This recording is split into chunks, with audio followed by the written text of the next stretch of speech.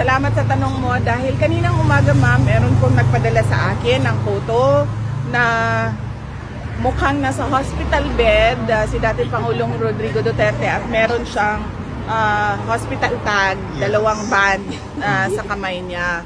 So hindi po totoo yung photo na yon. Praise be the Lord. Hindi totoo yung photo na yon.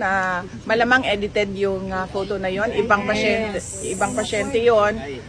Inano lang nila yung mukha ni dating Pangulong Duterte. Wala po siya sa hospital ng detention unit. Nandun po siya sa regular wing ng detention unit. At kanina, naglalakad naman siya mag-isa, albeit may dala-dala siyang tungkod. Oo, may dala-dala siyang tungkod.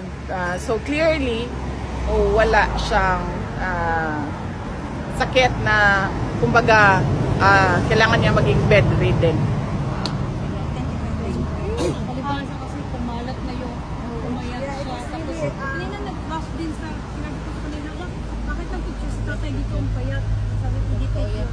Obviously, hindi. Ang galing nilang mag-edit eh.